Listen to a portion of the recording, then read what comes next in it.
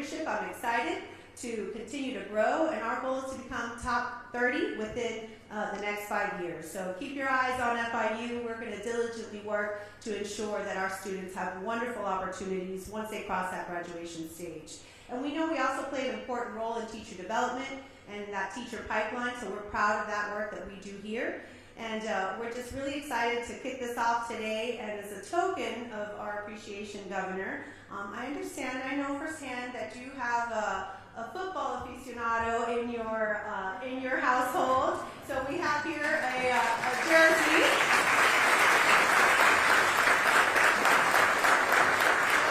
A quick shameless plug: we are the official holders of the Shula Bowl trophy. So I think Mason can wear that.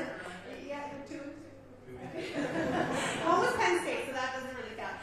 But we're honored to have you here, Governor, and we're excited to welcome you and the team that's joined us. So thank you so much.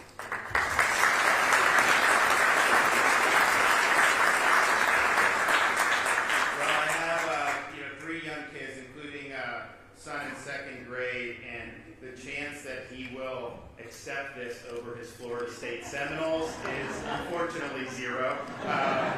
He is chomping at the bit for that Miami game on October 4th, and you're part of the state university system. I don't know if you can root for the U against Florida State. That's going to be an interesting dilemma. Florida, they have a game Friday night against Virginia, and it's like, yeah, they should win, but I'll tell you, those are the scary ones when you maybe look at. Hopefully they get the job done, because I just think it'd be good for the state to have 2 undefeated teams. Miami will be number 2. Florida State may end up being 6 or 7, maybe even 5, depending on what happens between now and then. And we haven't had one of those in a long time, so we're looking forward to that. But we're also glad to be here at FIU. I look around, I'm like seeing some of these nice buildings. I'm like, okay, so that was the line item I approved in that budget 4 years ago. Yeah, it's really nice. But Jeanette has done really a great job. I've, of course, been a part of this for things like the Adam Smith Center, which has really been a focal point, I think, of promoting economic freedom throughout the Western Hemisphere, particularly in Latin America. And trust me, we need it in this hemisphere. The way things have gone, particularly in some countries that had previously been very tough, close allies, are now going more in a statist direction. So I think that's been a really important thing, not just for the students, but I think it's had a ramification beyond that. We're also glad to be joined by so many distinguished guests here. Of course, we have our president from Florida International University, Jeanette Nunez, who served admirably as the Lieutenant Governor of Florida for most of my tenure. And then we have Florida's new Lieutenant Governor, who has replaced Jeanette. I call him the Chuck Norris of Florida politics, because he's a Green Beret, and he's just recently, he's out there rescuing people in Israel when Iran's bombing people. So a real action hero to have as Lieutenant Governor. He's been with us on all these key issues, school choice in particular, but everything down the line. We have our Education Commissioner, Kamoutsas, who's a South Florida native, and I just tell you, we have standards, we have rules, we have regulations, and most school districts is not a problem. We've got some that think they should do. He will send the nasty gram. He will make sure that you're getting in line, and I think that's really important, because we all got to be pulling in the same direction. We also have Success Academy CEO Eva Moskowitz, and she's going to be able to talk about bringing Success Academy to Florida. It's very world-renowned, really, what she's done with Success Academy. And the difference is, in New York, they do everything they can do to try to prevent you from being successful. Here in Florida, we're going to do everything we can to ensure that you're successful. And so I think that the sky's going to be the limit for what they're going to be able to do in the state of Florida. We also have Citadel founder and CEO Ken Griffin, who moved Citadel from Florida within the last 5 years. And I don't know, you'd have to do the calculations, but if you look through all of Florida history, there's probably not been too many people, and maybe no one, that's been more philanthropically generous already in just a few years of having his company down here. He's done amazing stuff to help our communities, and Ken is very much a part of supporting the Success Academy, so it's great to have him here and everybody here to be able to celebrate today's announcement. Before I get into that, I just want to make it very clear. We are seeing an alarming increase in attacks and rhetoric against law enforcement, in this case federal law enforcement, Department of Homeland Security and ICE. In Florida, we have zero tolerance for attacks on law enforcement. This is not Portland. You will be held accountable if you try that. These are folks that are doing their jobs. They have been given duties to be able to enforce the laws that are on the books in this country, and they are doing that. And I know there's a lot of politicians out there that are trying to gin up hatred and opposition for what they're doing. That is not going to fly in the state of Florida. So we stand with, of course, our local and state law enforcement, but yes, our federal partners who are working very hard to uphold the rule of law. We saw a shooting yesterday in Texas, and we see an alarming rise in rhetoric and actions targeting these folks. And so in Florida, we have zero tolerance. You're not going to want to try that here in the Sunshine State. So we're here today to talk about what we've been able to do with education. And our belief has been very simple. We believe regardless of where you're from, regardless of how much money your parents have, regardless of your ethnic heritage, regardless of whether you're male or female, that you have an ability to succeed if you're given the proper tools to have a really good education. But we understand that in order to get there, we can't be obsessed with the systems. We can't elevate the bureaucracy over the needs of the parents and the students, and in many cases even the teachers. We have to make sure that we're empowering parents to be able to make meaningful choices about their kids' education. We got to put our students first. And so that's what we've done over the tenure of my governorship. Florida had embraced school choice, but we've taken it to a much different level. We are the leading state for school choice in the entire United States of America. We have 1.4 million students that are utilizing some type of school choice option in order to realize their dreams. And some of that is with our private scholarship program. We have 500,000 students who are on our Family Empowerment Scholarship and Tax Credit Scholarship programs. That gives the parents an amount. They can direct that to a private school and be able to do that if that's what they see fit. That's the choice of the parents, not the choice of the government. We also have over 400,000 students in charter schools, and Success Academy is obviously going to be one of our charter options. And so these are schools that are public schools. Now, they're not controlled by the school district, and I think importantly, not controlled by the teacher unions, but they are public schools. You know, they're open to everybody. Parents can choose or not choose. No one in Florida is forced to go to a charter school. They have to produce results. They have to show parents that they're a place where the parents are going to want to send their kids. And so we have over 400,000 students that have done that. Now, it's important to put this in perspective because, yes, the choice in and of itself is good. If a parent has options, that's better than having one option that's not doing well and you have no way to get out of that. But what are the results of that? If you take our charter school population, that over 400,000 students, and that's more students than some U.S. states have in their entire K-12 system. If that were its own state, it would rank number one in fourth grade reading and fourth grade math in these United States. And that's just the charter population. And the charter population does skew low income. It would skew to demographics where people would say, oh, you can't expect success. No, we're showing everyone can succeed by what we're doing. So I think that that's really, really powerful. We also have been very supportive of parents who want to homeschool their children. So we have hundreds of thousands of families that are involved in homeschooling. They're able to get school choice financial support to be able to do that. And you're seeing a lot of really neat, innovative things that are developing in the homeschool community to be able to tailor education for what they want. So we stand here today, as Jeanette said, 10 years in a row, Florida's number one in public higher education. And I think FIU now being firmly in the top 50 for publics is great. I mean, it wasn't long ago that they were closer to 100 than to 50. And so the rise has been very rapid and I think the rise is going to continue. We also have University of South Florida, Florida State, and the University of Florida that are in the top 50. We have been ranked number 1 in overall education 2 of the last 3 years, number 1 in education freedom, I think for pretty much every year since I've been governor, number 1 for parent power by the Center for Education Reform, and also number 1 for parents' rights of any state in the United States. And again, the debate about school choice that we had, I think, a little bit more theoretically maybe 20, 30 years ago, because you didn't have a lot of school choice around the country, was that, oh, if you do school choice, you're going to reduce the quality of the education, money's going to go away from the school districts and all this stuff. And I think what we've shown is, what have the results been?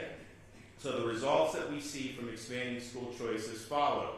Last year, 71% of Florida schools earned an A or a B grade. That's up from 64% the year before.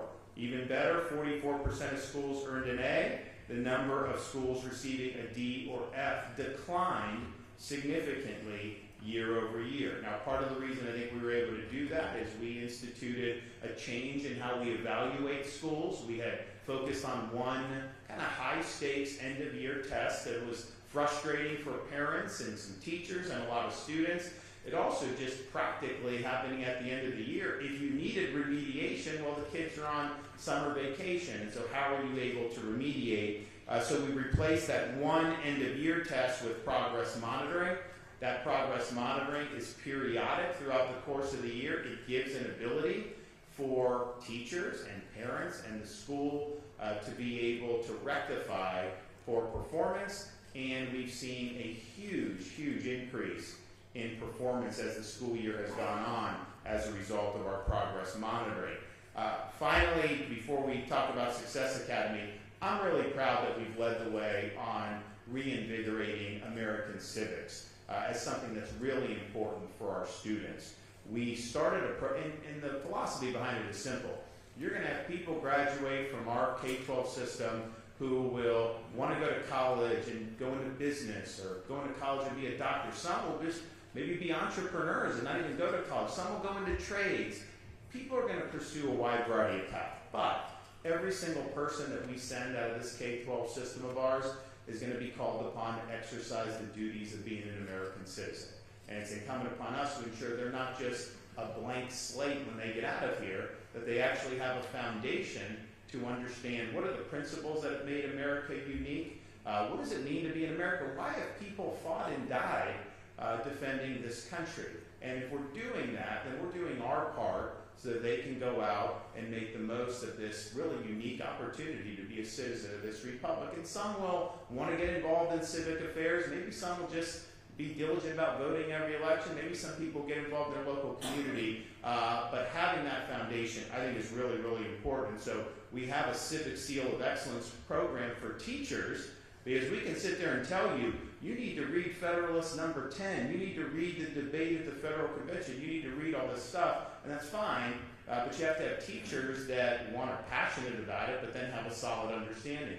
So our program gives them a $3,000 bonus if they go through the program, 50 hours, we've got great scholars from around the country talking about all the influences that went into the founding of the United States of America, and the people that go through that, they're blown away by all this stuff, because in a lot of universities around this country, that's not what they're focused on. They've got different agendas. Now, not as much here, not here as long as Jeanette's president, I know that. We want to focus on things that really matter and things that are enduring and really pursue truth. That's not how it's gone. So that's been hugely successful. And we now have the most robust speech and debate initiative of all 50 states. Every school district in Florida is a part of our speech and debate initiative. I think we have the championships in the spring that we'll do again. And I just think that's valuable, because it's easy for someone to be in their own little cocoon and just regurgitate things, but you may have to, in speech and debate, argue for something that conflicts with your priors. Maybe you got to question your assumptions. Maybe you actually have to think a little bit outside the box and make an argument. And in an era where so many people are on smartphones and stuff, to be able to stand up and express yourself and articulate a position, I think is really, really important. So we're proud of what we've done there. So today, I think it's really monumental for our state. Success Academy is the nation's top performing charter school network. And we have a lot of great ones in Florida. And we've got some amazing classical charters, like our friends in Jacksonville that have done those. We've got some down in South Florida that have done very, very well in different things. And we're proud of that. But Success really brings a proven leader. Success under Eva Moskowitz, they're not trying to kind of get easy points here. They're going in areas that have been more difficult to provide quality education. Here in Florida, they're going to be going in areas that have schools that have been very poor performers. And they are going to be giving populations who may not have had access to great education a chance to do something different. The track record has been sensational.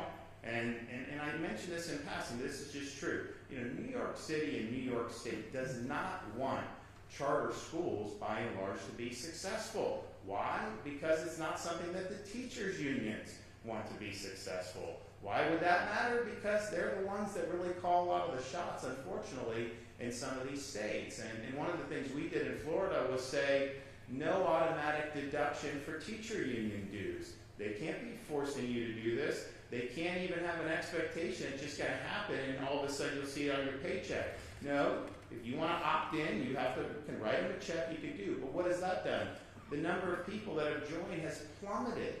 Dade County, Broward, they don't even have enough to be certified anymore. And part of the reason we did that is because we're increasing their salaries at the state level. We're doing a lot of this stuff. You actually had some teacher unions in Florida when we did our, because we've now done a teacher categorical pay increase, where they would withhold the additional salary from the teachers to try to leverage that on other negotiations where they could have gotten the money in the teacher's pocket right away. So you see some of these games that are played, and it's tough. It's a tough environment in places like New York and particularly in California. So I really believe that, the old song is true. If you can make it in New York, you can make it anywhere when it comes to doing charter schools. So you now have here with Success Academy and in this community in Miami, a community that has embraced school choice. There is no urban community in America that has more school choice than Miami-Dade County. And it's not even close. You have 2.8 million people.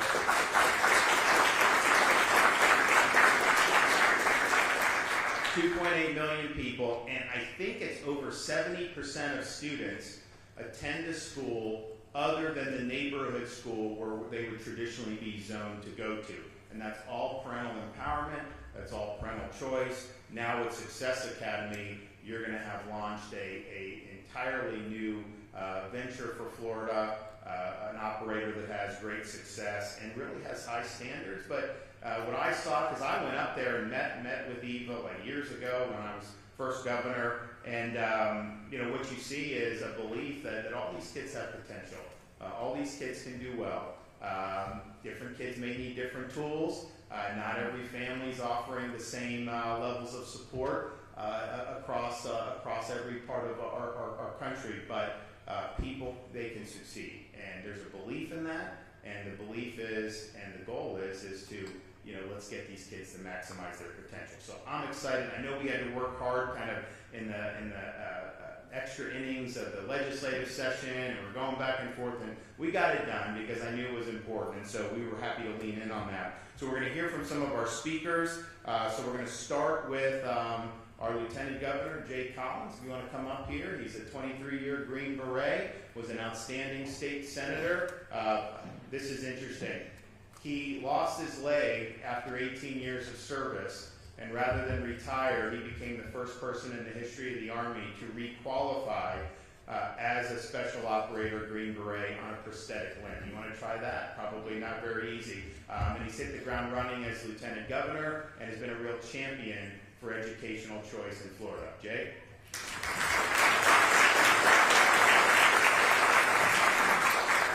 Well, it's great to be here today. Jeanette, Madam President, thank you for hosting us. Beautiful facility. It was always good to see you. Thank you for your hospitality here. You know, what a great day to be here in Florida. It truly is.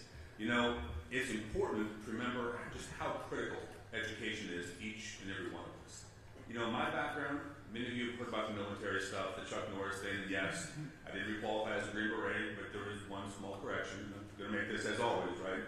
I do know where my leg is. It's just not with me, so I didn't really lose it. You know, it happens. So, that being said, I want to go back just a little bit, kind of the formative years of who I was and where I came from. You see, I was born to a 16-year-old child, someone who was raised around drugs and alcohol, and we didn't have two wooden nickels to rub together. So when we talk about education and opportunity, we had a generational lack and a gap of information, education, and frankly, opportunity. So how do you combat that? You know, education is that opportunity, it is that key. You see, it took people investing in me, giving me something to drive forward and understand. It provided those little glimmers of hope to lead from where I was to where I could be. But only in a nation as great as ours, in a state like Florida, can someone who came from meager beginnings end up joining the military, work as a Green Beret, serve in a nonprofit across the country, feeding millions of meals, and then become the Lieutenant Governor of Florida. It is an honor and it's a privilege, and it's something that I think often we take for granted in this great nation. So being here today to announce Success Academy is critical. It is. You know, here's what I know more than anything else. And this was distilled out when I worked at places in special missions units and as a Green Beret. Competition drives excellence. A rising tide floats all boats. When good people and good organizations step up beside us to help push forward and lead, everybody gets stronger because of it. Having Ken Griffin and Success Academy come to Florida is just that catalyst. It's an opportunity to push things forward, to achieve greatness, to push boundaries that we maybe haven't hit that much yet. So, you talked about universal school choice. Who does that really make a difference for? Obviously, everybody's the answer, but disproportionately, it's kids like me, who came from very meager backgrounds, who don't know where to go, don't know how to turn, and don't have anybody in the family to reach out to. Provides those opportunities to them disproportionately, and helps raise those boats. I'm so grateful to have us take a strong stance. Jeanette was there day in, day out. The governor has left in the front on this. We as a state have really grabbed a hold of this day in and day out. You heard the stats, you heard the numbers, they're incredible. But what I want to talk about is our investment in education, our investment in solving problems, but our investment in teachers. $5 billion invested. That's amazing. It is. We have to keep that up. We know that our economy and everything moving forward really is built off of what we teach our kids. It's garbage in, garbage out. We have a commitment to excellence here, right? If you don't teach them the right things, you allow them to be drawn apart and torn apart, it seems, by things that aren't focused on getting stronger, better, or raising them as valuable citizens. What happens to our state? What happens to our nation? It falls apart at the seams. We've seen that in other states, but we do not see that here in Florida because we've stood, we have led. We've decided that not in our time. That's never going to happen. There are many people who have fought this fight, but it's been led by Governor DeSantis largely across the way. You know, life is a contact sport. It turns out that winning doesn't matter. We have to make sure we give them the opportunity for our children to do what we did, to protect and preserve all that we love, all that we hold to be self-evident and true for our children, just as our forefathers, as our parents did for us. That is our responsibility as citizens. That's our responsibility as parents, so they can do the same thing for theirs. You know, under Governor DeSantis, Florida has led them. We didn't play small ball. When others hesitated, they failed to step into the breach or stand alone if necessary. We did. We innovated. We solved problems, and we stood for students, for families, for education, because it's the absolute best thing we can do to solve problems now, but to establish a base of success as we move forward.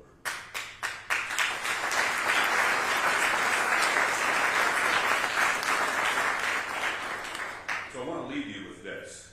You know, where I come from, the military, is something that I talk about every day. My wife's probably going to whack me with a shoe or something later for saying this again. Excellence is a choice. It truly is. It is a choice. We are what we repeatedly do. Excellence then is not an act, but a habit. That's Aristotle. Let's distill it down to a choice. We can aim to set the bar low, or we can aim for greatness, for excellence in all that we do. Bringing in partners like Ken, like Success Academy, that is exactly what drives us towards greatness, towards excellence. I don't know about you, but more than anything else, I will never fail as a dad and as a husband. I want the American dream for my children just like you do yours, but I want so much more. Our nation depends on strong, focused education and people like us stepping up and standing up. And we're excited to have you here. We're excited to see what's going to happen. We're excited to see how far we can push education forward. Thank you. God bless you.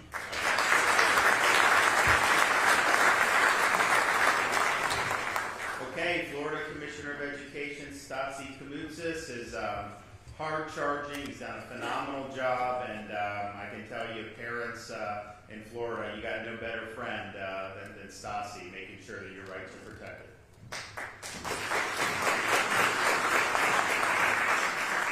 Well, good morning, Miami. It's great to be home.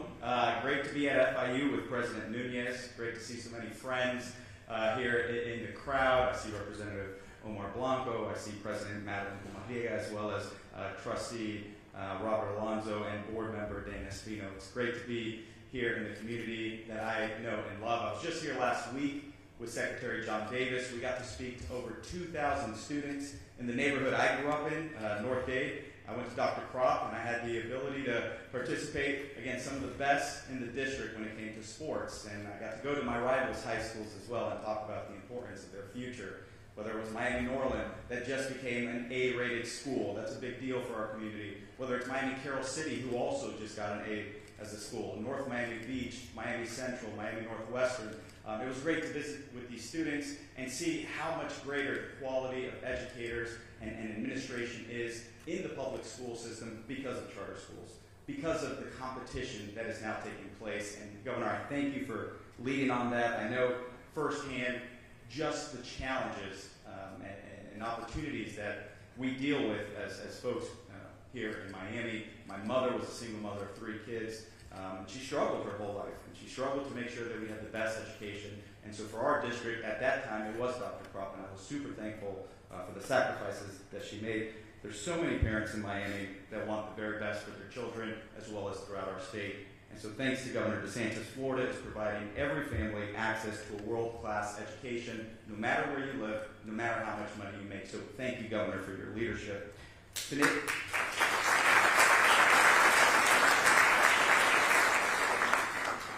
Today's announcement expands educational opportunities for Florida students, but especially those most in need, by adding another high-performing option to our state's public education system. We are proud to welcome Success Academy under the leadership of Eva Moskowitz, and I want to thank you, Ken Griffin, for your investments as well to make sure that students that are often overlooked are prioritized in this state, where they're able, through Success Academy, to help raise the bar for academic excellence in these communities. Success Academy brings a nationally recognized record of academic achievement and school improvement. We're confident their unwavering commitment to student success will benefit students throughout our state, starting here in Miami. As Florida's newest approved School of Hope operator, Success Academy will play a key role in transforming persistently low-performing schools into high-achieving learning environments. Schools of Hope operators consistently outperform both district and state averages in states where they currently serve, delivering results for students who need it most. School of Hope operators are held to rigorous standards of accountability while offering innovative, student-centered solutions that empower communities and drive measurable success. With the addition of Success Academy, Florida is strengthening its commitment to ensuring that innovation, accountability, and academic excellence go hand in hand, especially in these communities with low-performing schools. Success will not just expand school choice options for families, but they will also ensure that students are prepared for their future careers. And I want to highlight, Florida was also just recently ranked for the 4th year in a row #1 in education freedom because of our stance on education choice, teacher freedom, accountability, civics. We continue to rank #1 in every metric year after year because of this governor's leadership in prioritizing education. And today, we are proving that all children, no matter their background, no matter their zip code, no matter where they live, they can have access to a world-class education. I couldn't be more proud to stand with our governor and our lieutenant governor as we add even more high-quality educational options for families across our state. So thank you, and God bless.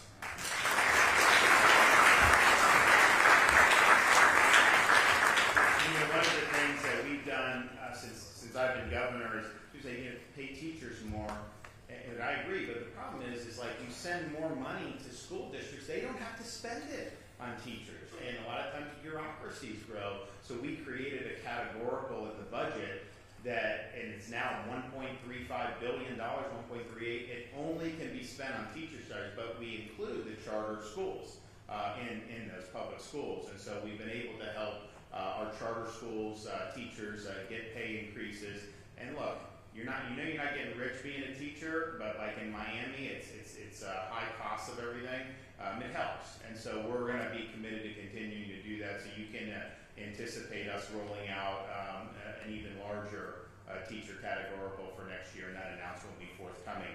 Pleased to bring up the CEO of Success Academy, and they have had an enormous amount of success in New York City under a lot of obstacles that get thrown their way. And we had discussed coming down to Florida many, many years ago. Things kind of work out, and I think we've created now an environment where it makes sense for them to come. And I think Miami's just the beginning. I think where there's needs around the state, I think you're going to see Success Academy make a big, big difference. And so while we're here today, I'm excited about what it means to this community. I guarantee you there's going to be other places around the state of Florida where you're going to see success in the years to come. So come on up.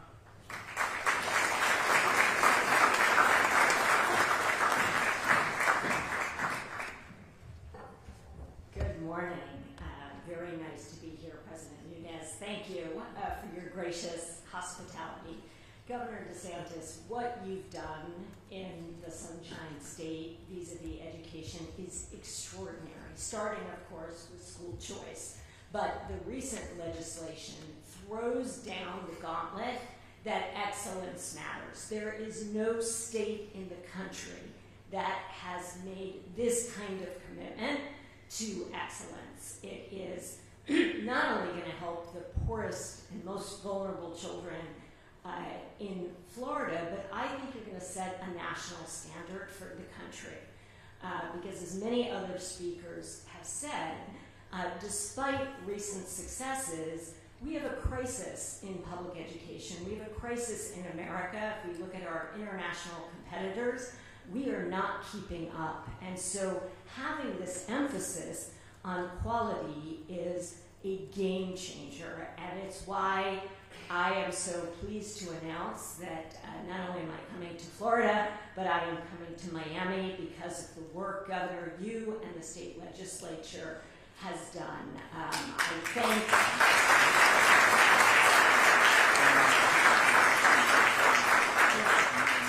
I'm so excited to work with other Miami educators, business and civic leaders, and the diverse set of community leaders here in Miami. It's a little emotional. I have been fighting, as the governor said, in a blue state. I'm not used to being welcomed. I'm not used to people liking high standards. It's a little new for me. So it's just been really, really great to think about the amount of good that can be done. And it's not only success, it's really partnering with other charter operators. I'm passionate about all kids, whether they're in district schools or charter schools. We've got to get every single child to excellence. I'm also pleased to announce, and I have to confess a little emotional about this too, that Ken Griffin, who has been an incredible philanthropist for so many causes in this country, is making a $50 million gift to Success to come to Miami and support the poorest children to achieve unparalleled educational excellence. I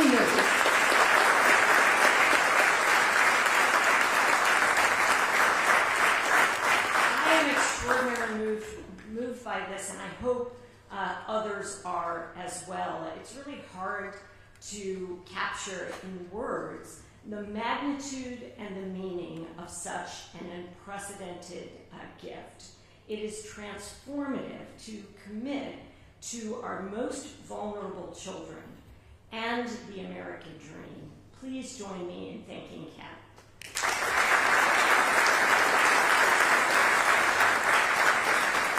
And I'll just close by saying, Ken, you're not only helping the children of Miami and the Sunshine State, but you're sending a national message, like the governor, that children, poor children, matter, that excellence matters, that the American dream matters, and it's time to get going. Thank you.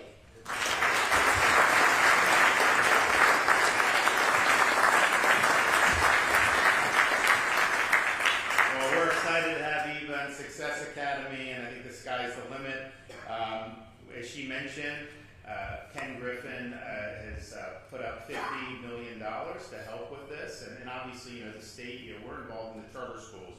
That's going to have an enormous impact, but that is not the only $50+ million donation Ken has made in Florida in recent years. He's been incredibly generous. He's one of the top financial whizzes that we've had in the modern history of our country. He's built an incredibly successful company. I tried to get some stock tips out of him on the way over here, but he's a guy who watches a lot of stuff, but has had an enormous amount of success because of America, starting his own business and doing it. But I think that his passion to help others, particularly with education, has really been unparalleled. And so when he moved the company down here a few years ago, yes, look, these are high-paying jobs. They contribute to the economy. But I will tell you, the philanthropic impact that he's had just in the last 4 or 5 years has been incredible. So this is another example of that. And I would, if I were a betting man, I would say it's certainly not the last example of Ken Griffin's really significant philanthropy. So come on up, Ken. We'd love to hear from you.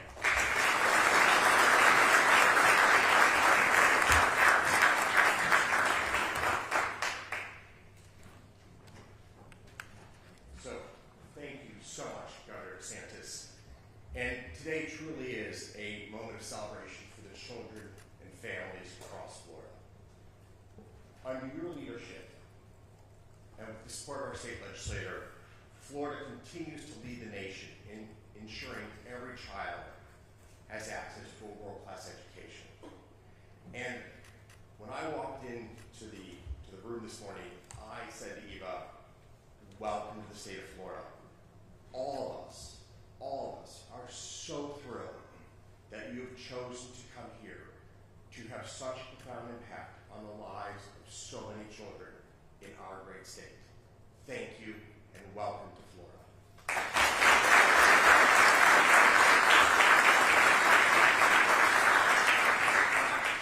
I'm going to brag for Eva for just a moment, because I must give you credit for being humble all the time. But in New York City, Success Academy works with students who are in the inner city, who often come from very challenging demographic backgrounds.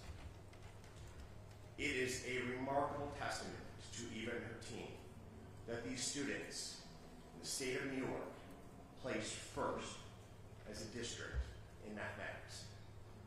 And that the middle school children will usually outperform the high school graduates of the most affluent communities in the state of New York. It is a remarkable testament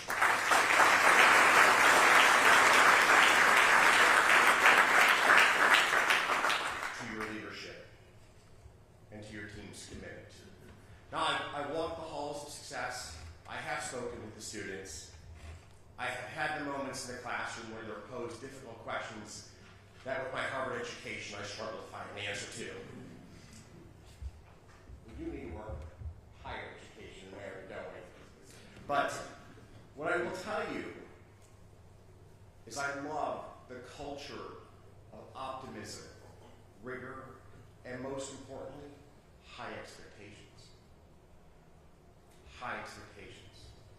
Teachers and leaders who know that these children can have remarkable lives and make the personal commitment to bring the best out of these children. Jay Collins and I spoke before today's event for just a moment about our shared family histories.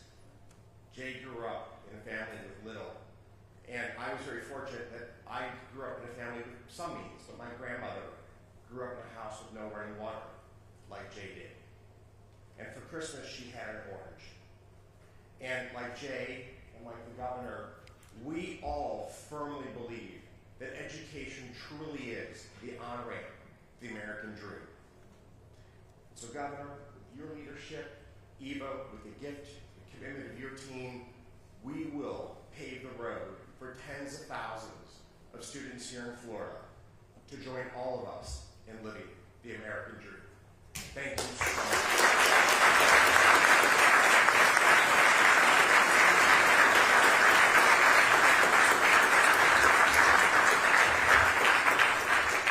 Well, I'm excited. I think this is a really important day for Florida. I just can't wait to see what Success Academy can do, and I just will echo what some of the other speakers had said, either explicitly or implicitly.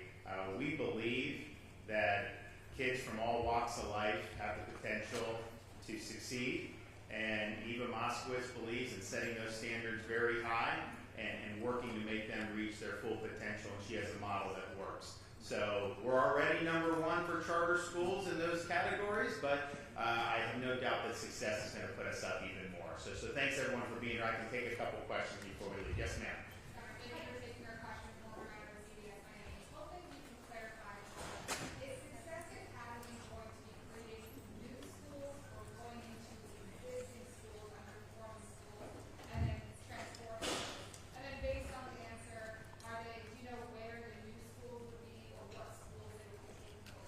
So they will be doing, potentially a combination, right? I mean, certainly new schools. We also, at Schools of Hope, do have an ability when some perform poorly, where that can basically be taken over by a charter operator. One of the things that we have provided in the recent legislation is an ability for them to access empty space that we have in some of these schools, because, quite frankly, poor performing schools get less enrollment in the era of school choice. Parents have the ability to go, so they're going to be able to utilize that. But so I think it's going to largely be they're going to start new schools. But I do think, given Florida's Schools of Hope program and the ability to have a charter operator take, we just did one in the Panhandle not too long ago, so that would be an option as well.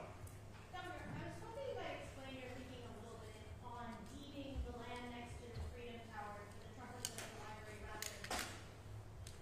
Well, I think that the reality is Miami-Dade College, they're using it as a parking lot. Oh, we got to see the president's here. Thank you.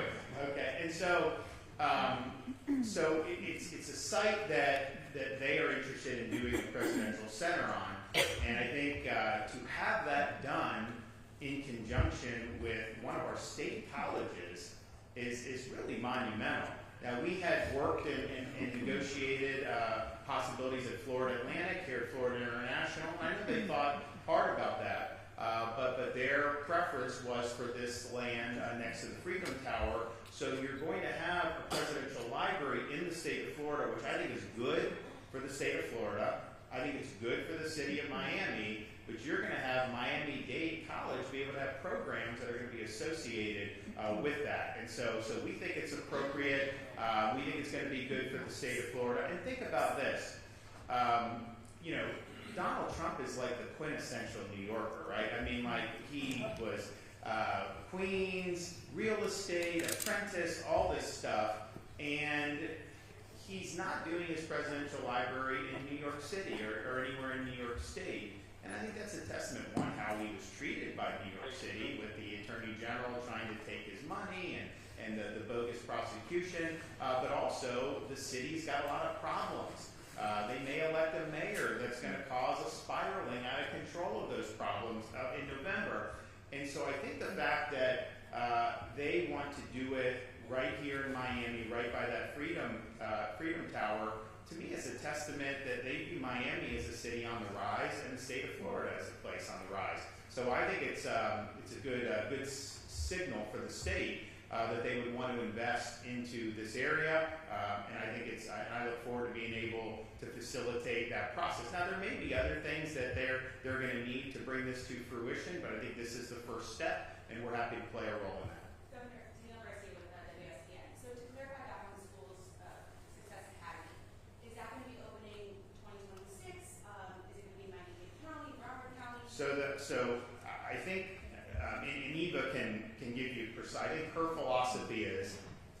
she's not going somewhere to do just one school. Like, she believes, and we believe in their approach. We believe that there's going to be a lot of places around Florida where this approach can make a meaningful difference in the lives of the students. And so I think Miami is step one. I absolutely would envision that you will be seeing Broward, you will be seeing West Palm, you'll be seeing Orlando and some of these places. I think that that's very likely. I think that's their model. I think that that's their intention. Now they got to go in and they got to start moving the needle here in terms of getting up and running and doing this. But they have an ecosystem in place with the legislation I signed where that can be done. So if we're here in 5 years, I would anticipate that you likely would have multiple success academies throughout Florida. Governor, your thoughts on open carry, which is now essentially law of the land in Florida as of today? Well, it's something that I've always been supportive of. And the thing about it is, these political debates are interesting to me because, you can have your position for or against. But, like, when you say that the sky's going to fall if you have open carry, well, I can look at 40 plus other states that have it, and I haven't seen the sky fall. We already have under statute, mind you, permitless concealed carry, constitutional carry. That was a big deal when that was signed into law years ago. So I don't think it's honestly going to make a meaningful difference in kind of the daily culture of Florida. That would be my guess, simply because it hasn't really done much different in these other states. I think a lot of folks who are big proponents of the Second Amendment, I think they're concerned with Florida basically saying you can never open carry is if they have a concealed firearm, they sit down at a restaurant, they open their jacket, and then the firearm all of a sudden shows, have they committed a criminal offense for that? And it just didn't make sense. So I think that was really why a lot of people were opposed to Florida's blanket prohibition. But basically you had, I think it was just Illinois, New York, and Florida were the only 3 states that just had a flat ban. So I know media portrays it certain ways, but look at what other states, look at the laws of that. We're much more consistent now with the vast majority of states, even blue states, quite frankly. Vermont, for example, has had this since like the 1770s. And they're a very blue state. So yeah, I mean, I thought that was the proper reading of the Constitution, and it'll be something that'll be upheld in Florida. Yes. What would you say to those who say charter programs like this could take away students' resources from public school systems? What would you say to those critics? Well, I'd say look at what I've done since I've been governor. We have the highest per pupil spending we've ever had in the state of Florida. We've increased funding for our school districts every year. We've done the teacher categorical, which started, I think, at $500 million. Now it's almost $1.4 billion, and we're going to shoot for over $1.5 billion next year. Now the charter teachers are eligible for that too. But you've seen public school teachers. I mean, our teacher of the year last year was at an event we did recently. She was talking about how she's gone up now $10,000, $15,000 over the last 3 or 4 years, and that's largely because of that. So we have done that in terms of supporting the school districts, because Miami-Dade's a good example. The reason why you have over 70% students not attending their local neighborhood school that they're zoned for is because the district has a lot of choice options. So it's not just private and charter. That's important, and you got a lot of that in Miami-Dade. But you have students that can go to other public schools within that school district, and I think that choice has been really good. But that choice probably would not have happened had we not been pushing choice in the other areas. And so we've done a lot of funding. That's just black and white in the budget. You can look at those over the years. Now, in terms of students, I think it's healthy that schools compete for students. I think it's healthy that a school is going to be in a situation where if a charter school is offering better programs and the parents have more confidence then, and they're losing students to that, then they're going to have to do something to earn the trust of those parents back. And so I think you get better through the competition, and I think it should be a competition to earn parents' trust and a competition for students. That is going to end up making things better. We would not have 1.4 million in choice programs if it wasn't for the competition. Most of those schools, because you have 500,000 private, 400,000 charter, but a lot of hundreds of thousands are within school districts, the choice programs within school districts. I don't think they would do that if there was no other option for choice. It probably would just be one system, and you kind of like when I was growing up. I lived in Dunedin, I went to Dunedin High School, that was kind of it. Things have changed, but I think they've changed for the better. All right, thanks everybody.